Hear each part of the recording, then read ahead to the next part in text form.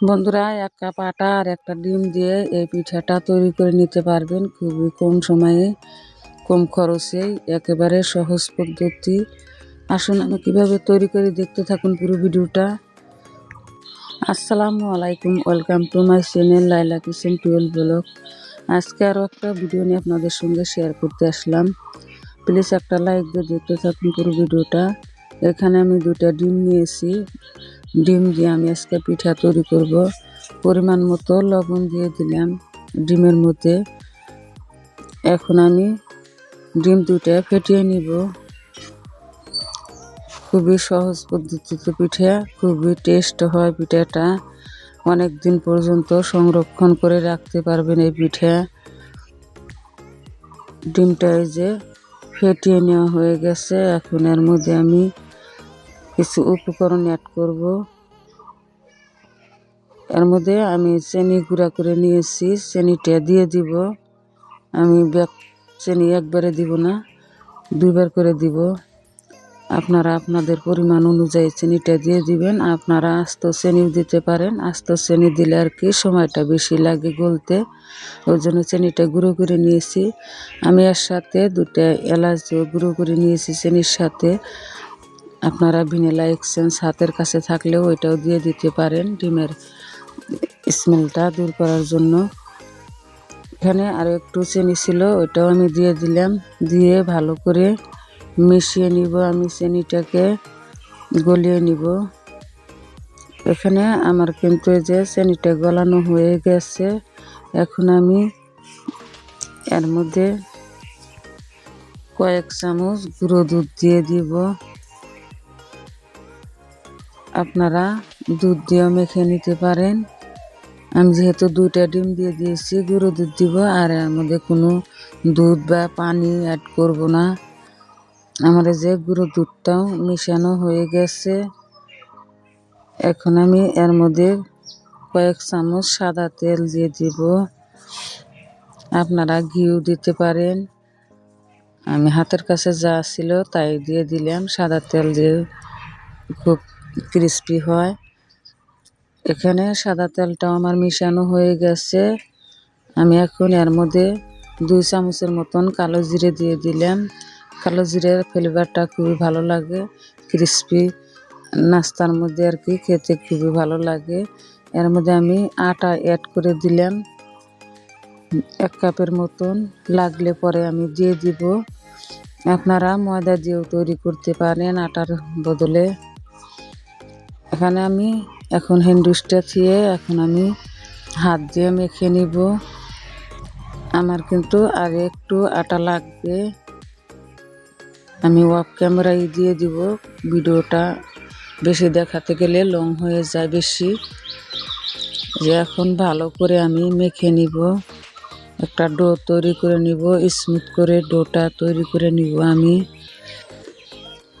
আমার এই যে ডোটা কিন্তু তৈরি হয়ে গেছে। এখন ভালো করে মেখে নিব। মেখে নিয়ে আমি এখানে আর কি একটা বল তৈরি করে নিলাম। বলটা তৈরি করা হয়ে গেছে আমার। ভালো করে ঘুরিয়ে ঘুরিয়ে তৈরি করে নিয়েছি। এখন আমি এটা আমি একটা বেলনির সাহায্যে রুটি বেলে নিব। আমি রুটিটা একেবারে বেশি মোটাও করব না, বেশি পাতলাও করব না, একেবারে মিডিয়াম সাইজ করব। চারো সাইডে জানি একই সমান থাকে।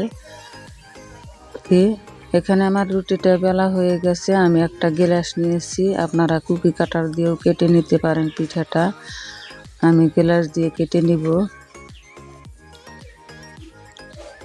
সে গ্লাস দিয়ে দেখে বুঝতে পারছেন কিভাবে কেটে নিতেছি গ্লাস দিয়ে।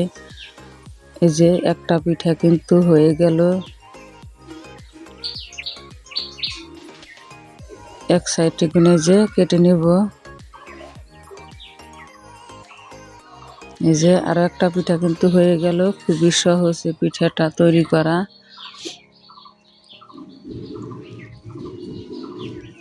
1 কাপ আটা দিয়ে অনেকগুলো পিঠা তৈরি হয়। এই যে আরো একটা হয়ে গেল।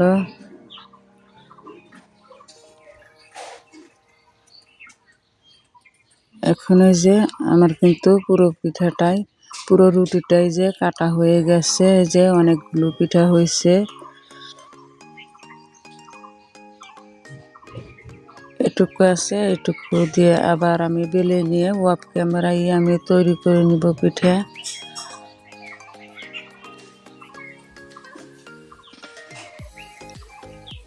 খুবই সহজে তৈরি করে নিতে পারবেন। এই যে অনেকগুলো পিঠা হয়েছে। আমি এখন চুলায় তেল বসিয়ে দিয়েছি। কড়াইতে তেলটা গরম হয়ে গেছে, মিডিয়াম আছে গরম করে নিতে হবে। কয়েকটা পিঠা আমি দিয়ে দিব। আমি যেহেতু তেল কম করে দিয়েছি, অর্ধেক কয়টা দিয়ে দিব। আপনারা বেশি তেল নিলে একেবারে সব কয়টা ভেজে নিতে পারেন, কম সময়ে হয়ে যাবে, তাড়াতাড়ি হয়ে যাবে। পিঠাটা কিন্তু মিডিয়াম টু লো আছে ভেজে নিতে হবে। বেশি আঁচ দিলে পুড়ে যাওয়ার সম্ভাবনা থাকবে, উপরটা ভিতরটা কাঁচা থাকবে। এই যে এক পিঠ কিন্তু হয়ে আসছে আমার, হালকা কালার আসছে। আমি অন্য পিঠ উল্টে দিতেছি। উল্টে পাল্টে কয়েকবার করে আর কি হালকা আছে উল্টে পাল্টে লাল করে ভেজে নিব পিঠাটা।